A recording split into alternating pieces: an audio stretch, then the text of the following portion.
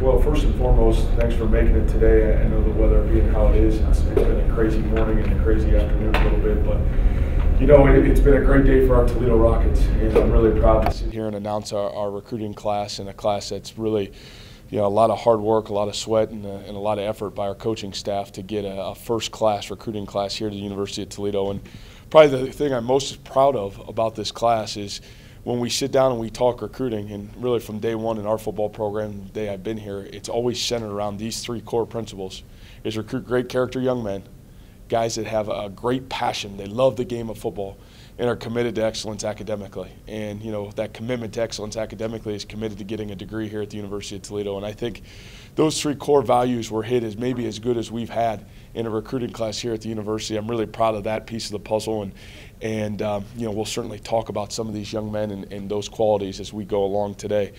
Some fun facts, you know, of the class that we signed. We had over 1,600 prospects through our camps this year, whether it be our travel camps or here on campus, and or days where our young men had the opportunity to visit the University of Toledo on our campus, which is pretty impressive, as good a number as we've had here.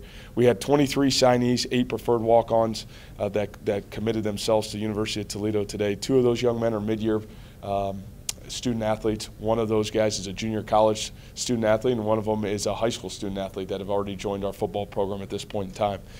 Some other quick facts I think are interesting for sure, and I talk about this because I talk about where our football program is today, and I certainly talk about where our football program is going.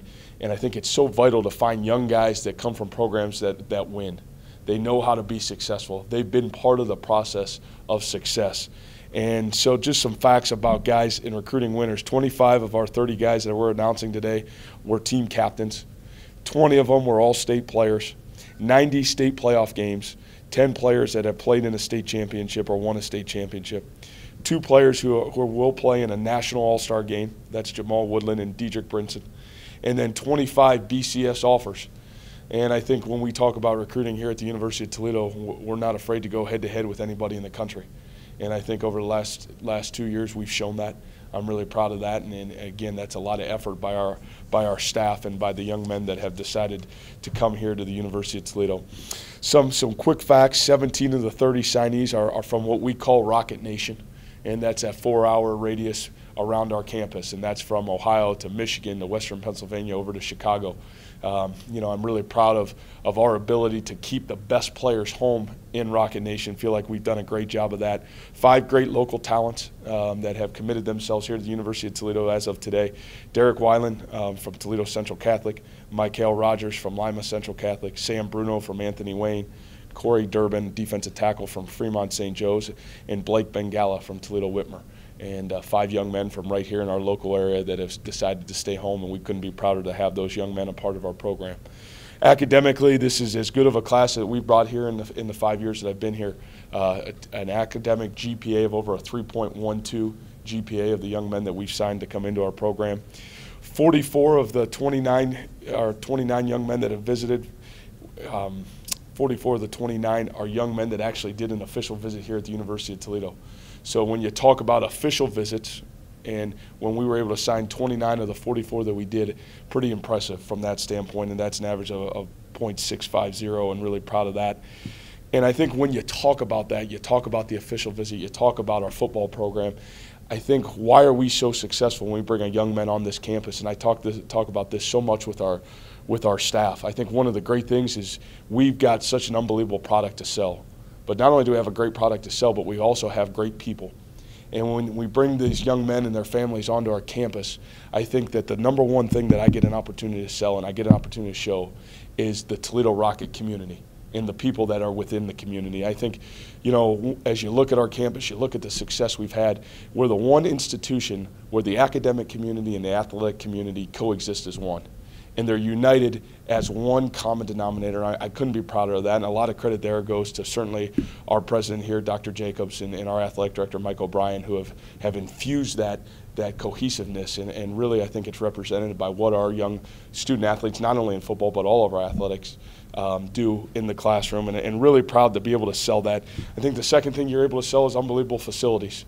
And you talk about the Glass Bowl, you talk about certainly this building, Fetterman and Savage, and then, you know, you get now to sell this unbelievable vision that's becoming a reality of the new Larimer facility, and having first-class football facilities, I think, is something we're really grateful for. And again, the vision of Mike O'Brien to have that here and to be able to sell that is tremendous. And then you go across our campus and you go from University Hall to Stranahan to Nitschke to certainly our medical campus. You know, Dr. Jacobs has done such a great job. You look at the cleanliness. Where our new offices are actually up right now in the press tower. I looked out today, and I know we got 8, 9, 10 inches of snow today, but all those parking lots are clean for tonight's basketball game. And you see the effort of so many people that make this place special, and really proud to sell that. The other two pieces of the puzzle that I think we get an unbelievable opportunity to sell is, number one, our players. And I think so many times I tell this to the parents of the young men that we coach all the time, is when we bring a young man on our campus, is we don't talk about our coaching staff, we talk about our players. And we let our players sell our football program. And you talk about, Coach, why you've been so successful recruiting here. I think the direct correlation goes back to our own players, and they've done such a great job within our program. Really proud of them. Certainly our coaches. I know this has been a unique year in the fact that we did have a little bit of turnover. But, you know, the coaching staff and to what they've done to keep this class together has been phenomenal. And, you know, I certainly can't not credit here today the wives of our coaching staff who do a great job. Certainly my own wife, Erica Campbell. Coach Campbell, who's one of our best recruiters. He also finally recruited himself a fiance, which he'll finally get married here this summer, Nicole Harkbarth. We're grateful for all she did. Sally Manning, Caprice Rashid, Kayla McDonald, Stephanie Watson, one of our new coaches, Erica Johnson, and then certainly Coach Wade, Julie Wade, his wife, have done a great job for us. Really grateful for them, and certainly some thank yous that I'm going to give out to some of these people behind the scenes that don't get any credit. One is Brian Gasser. Brian Gasser went from our director of football, our director of high school relations, to now he's our new tight ends coach and on-the-field recruiting coordinator. Brian has has done an unbelievable job the last 2 years. He's the guy that's kind of been behind both of these recruiting classes. His organization, he went out on the road the last 3 weeks for us, did an unbelievable job in the recruiting process, and really grateful for all his hard work. He should probably get as much credit as anybody in this class. I also need to say this, John Kuzieski. John Kuzieski went from our director of football operations. He's now going into the role of director of high school relations. John also was on the road the last 3 weeks for us, did an unbelievable job. I'm really proud of what John's done. He's going to be a great young coach for us, and a guy that serves a multitude of roles and really does a great job, especially in the recruiting process. And their graduate assistant in recruiting right now is Nick Young. And those three guys really stepped up, especially once the staff, you know, we had some turnover in staff, and really did a great job of keeping those things organized. And certainly I would be, you know, misspeaking if I didn't credit Mike O'Brien and his son Jack, who were at every one of our recruiting functions and did a great job of presenting our university and the family aspect that we certainly have here. So with that said, I certainly love to turn it over to you guys for any questions that you guys may have about this class or about our recruiting. I know you like every kid in your class, but when you can, quote unquote, steal a kid from a team from a BCS conference, or a kid that has a bunch of BCS offers, does that get you a little extra excited? And why do kids choose Toledo over some of these big time programs? Well, I think one is, why do they choose us? Is again, a lot of credit there goes back to our kids. It goes to the history of Toledo football.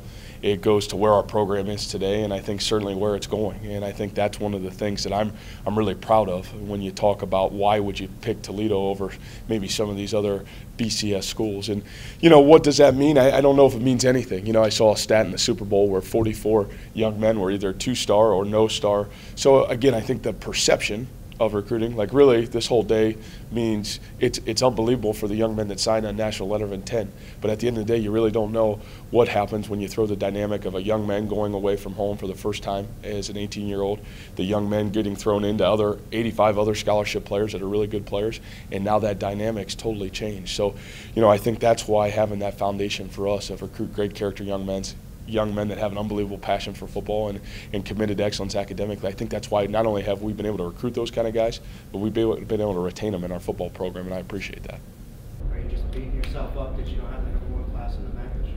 Well, again, I'm not. Again, I think that's something that we've had it for the last couple of years, and that hasn't meant anything on the football field. So, again, today's a great day. It's a great day for the families and certainly for the young men that get a chance to sign a national letter of intent. But that's not my goal. My goal is not to win today. My goal is to win in November and certainly have a chance to play for a championship in December. Speaking of Jason, what makes him such an effective recruiter? I think I counted he had about a third of he played a hand in about a third of the. Yeah, well, one, I'll say this. I think really the 5 guys that were kind of the mainstays in this class probably all had a significant effect in really all of the recruiting class. And from Jason's standpoint, I think Jason's a guy that does 3 things really well. He does a great job developing relationships. Jason, I think guys love playing for Jason. Guys like to be around Jason. Jason does a great job of developing tremendous relationships. He's extremely thorough in the process. And I think, he's got a history of success. So when you're talking about a young man that wants to play wide receiver, I think Jason and I talk about this all the time. We go back to when we recruited Pierre Garçon and Cecil Shorts at Mount Union to, what we've done here, especially with guys like Eric Page and Bernard Reedy. Again, I think you look at the foundation of success he's had, and the kid says, yeah, do I want to come play for that? Yeah, I can understand why. So, I think those 3 core characteristics make Jason a really good recruiter, and Jason does a great job both in the recruiting process and certainly as a football coach. I mean, every coach loves their class. Every MAC coach claims victory today. I'm curious, how confident are you really as a coach if you go to bed at night and say, you say this class is better than the last class, or your best so far. I'm just curious how you project that, because you talk about how difficult it is to project 3-4 years out from now. Well, I think it's really hard. And I think, why I like this class, what I feel really good about this class is, for me, it's almost like now in college football, you become like a general manager. And it's all about filling your needs and making sure that you build quality depth from 1 to 85 when you're talking scholarship football players. And when I look at this class, and it's not this is better than last year's class or this is better than this class, what this class did is it filled every need we had. And I think what we've created, and it's what I think I talked about last year at the beginning of fall camp, is we're trying to get to a point where we have 22 starters on offense and defense, and where we really feel comfortable with that. And I think once we get there, we'll be really comfortable with where our football program's at. And I think we've made great strides of that the last 2 years. But this class certainly has some of those qualities. And I think when you look at that piece of the puzzle of some areas of not only of need, but of areas of depth that I feel really good about and can lay my head down finally here after about 3 weeks to sleep a little bit tonight. How many of these kids will gray shirt? Yeah. You told me you said you had 14 or 15 spots. Yeah. And we did. 3 of these guys officially will gray shirt. Of the 3, we'll probably make that announcement at a later time. But of that class, probably 3 of those guys will gray shirt. The other, 20, and that all depends on, do you have a guy that leaves your program somewhere down the line? All those kind of things from a number standpoint fill themselves out, and but I think right now as we look at it, some guys that are coming back from injury, will they make it back? Will they not? All those things play a role in that piece of the puzzle. But I think what we did is we really did a great job of making sure we evaluate that situation to the best of our abilities, and that way we don't get burned on the back end of it. Can you talk about a couple of the preferred walk-ons? I mean, what's the reality for some of these guys to actually see the field at some point? Well, I'll say this. During even my tenure as a head coach here, we've been able to put 8 of our preferred walk-ons on scholarship here at the University of Toledo, and that's in 2.5 years. And, I think one of the things that we live in today and where we're located, the state of Ohio, there's so many good football players, and there's so many times maybe you want to take a young man that is a guy that's this close to being a scholarship player, and you can't get him. But and certainly like Ryan said, this year we had some restrictions on how many guys we could sign. Not a year where we could sign 25 guys that have initial scholarships. So when you're in that boat, I think you really try to do a great job of really recruiting the state and trying to get guys that you feel could be a scholarship student athlete somewhere down the line. And I think even this year when you talk about the young men that we've got in our program, really all the guys that announced today, and we'll probably get about 5 or 6 more of those here within the next week and a half. I'm ecstatic, and I think that's one of the things that I've prided myself on. I think you go back, you look at our relationships within the state of Ohio and our ability to recruit that way. It kind of goes back to a little bit of our Division III mentality of recruiting great players no matter where they are or how you can get them into your football program. What's it like to recruit Chris Spielman's son? Was that a little different, being, he's a little more knowledgeable than the average parent? He is a little bit more knowledgeable than the average parent. It was, I'm glad for Noah, because I know the Spielman family prior to this relationship a little bit. I've certainly known the success that Noah's had as a student athlete.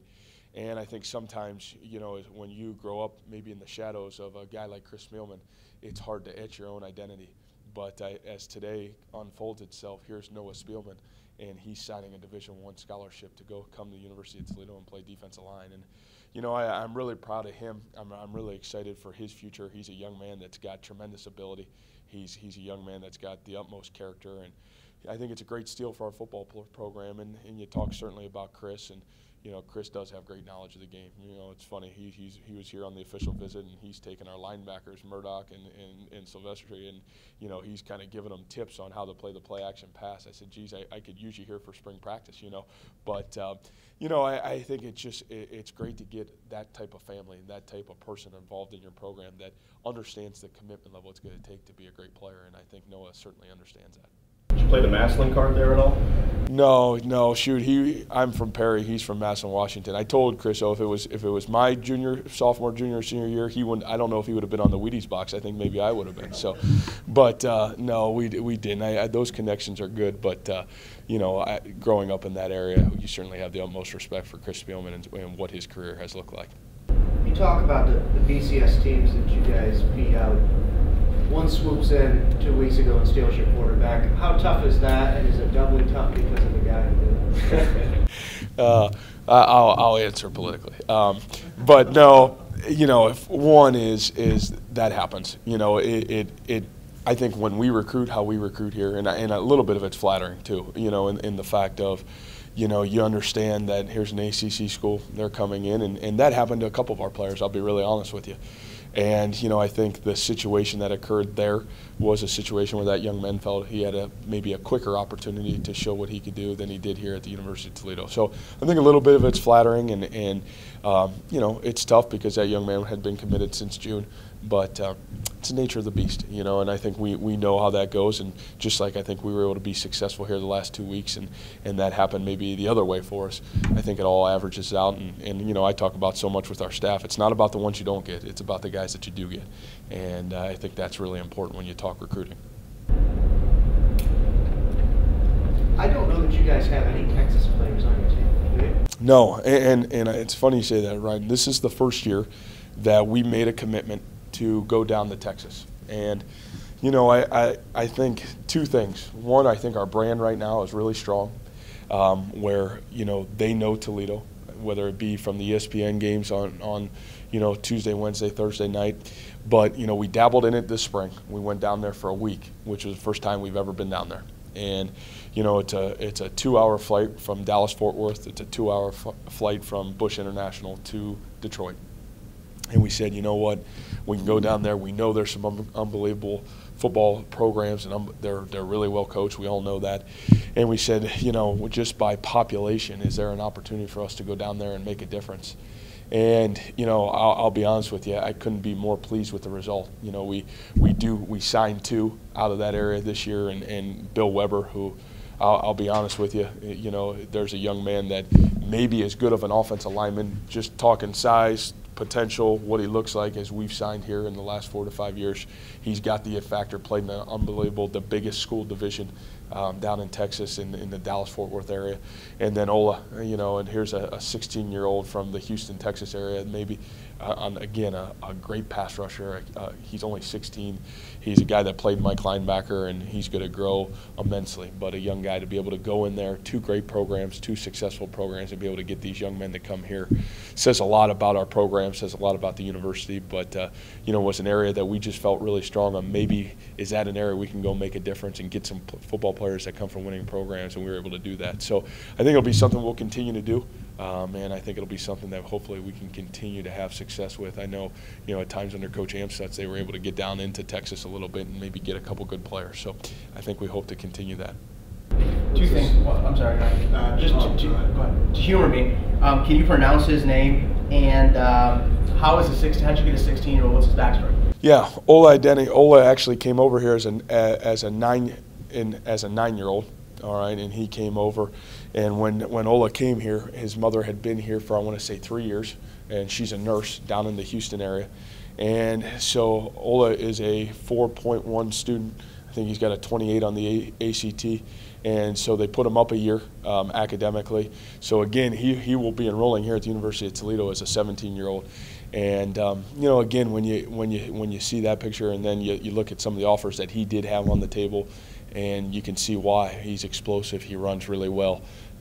And for being a 16-year-old, he's extremely mature. You can tell that not only has he been through a lot already in life, but he's a young man that's got great character. And I think the sky's the limit almost reminds you of kind of TJ, and maybe TJ's story a little bit for Tunican, if you guys don't know who I'm talking about or referencing. Where did Ola come from? Ola came from, and I don't want to say it wrong, but it's over in Nigeria. It came over from there in 9th grade, or as a 9-year-old, came over to Houston to live with his mom. Mom came actually 3 years prior to. Second straight year, you guys have got a pretty high-profile Florida kid on signing. Yeah. Rodney last year and Davion. Yeah. What was the story with Davion? Did you guys just stick with him? We did. Davion was our #1 tight end. If you would have came and looked at our board last year coming out of spring recruiting, was the #1 tight end that we had that we were recruiting. And we haven't recruited a bunch of tight ends over the last 2 years just because we're so backloaded with guys like Smolik and Runyon's getting up in age now, and certainly Mike Roberts will be another guy that'll kind of be up there, and Rosie.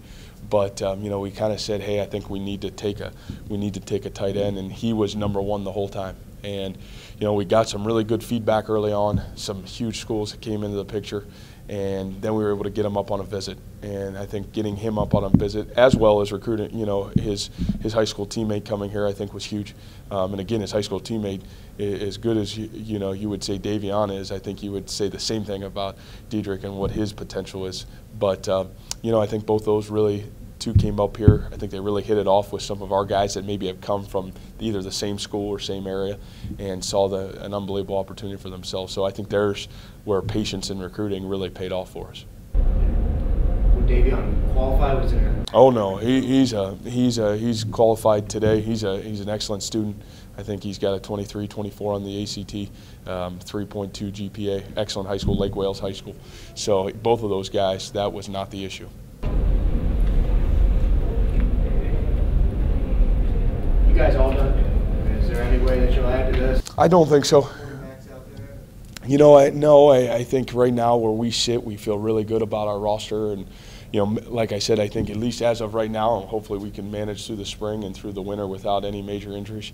But I think as we look at ourselves right now, 1 to 85 and really 1 to 105, we feel as good as we felt about what our roster looks like going into fall camp for sure.